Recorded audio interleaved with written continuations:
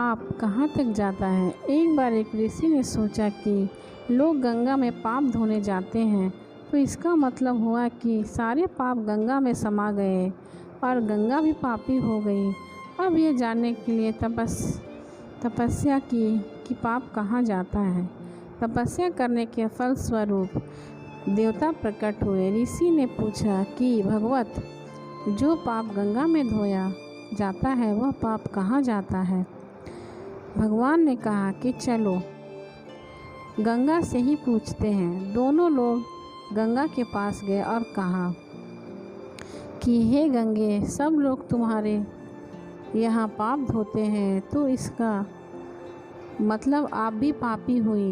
गंगा ने कहा, मैं क्यों पापी हुई, मैं तो सारे पापों को ले जाकर समुद्र में को अर्पित कर देती हूँ। अब वे लोग समुद्र के पास गए। हे सागर, गंगा जो पाप आपको अर्पित कर देती है तो इसका मतलब आप पापी हुए। समुद्र ने कहा, मैं क्यों पापी होऊंगा, मैं तो सारे पापों को लेकर भाप बनाकर बादल को दे देता हूँ। अब वे लोग बादल के पास गए।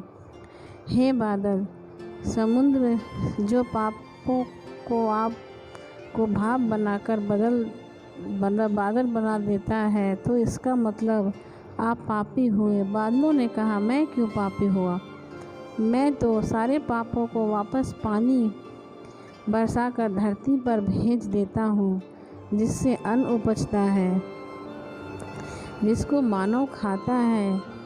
उस अन्न में जो अन्न जिस मानसिक स्थिति से उगाया जाता है और जिस वृत्ति से प्राप्त किया जाता है, जिस मानसिक अवस्था में खाया जाता है, उसी अनुसार मानव की मानसिकता बनती है। शायद इसलिए कहते हैं, जैसा खाएंगे अन्न वैसा बनता है मन। अन्न को जिस वृत्ति से प्राप्त किया जाता है और जिस मानसिक अवस्था में खाया जाता है, वैसा ही विचार मानव के बन जाते हैं। इसलिए सदैव भोजन शांत अवस्था में पूर्ण रुचि के साथ करना चाहिए और कम से कम अन्न जिस धन से खरीदा जाए वह धन भी श्रम का होना चाहिए।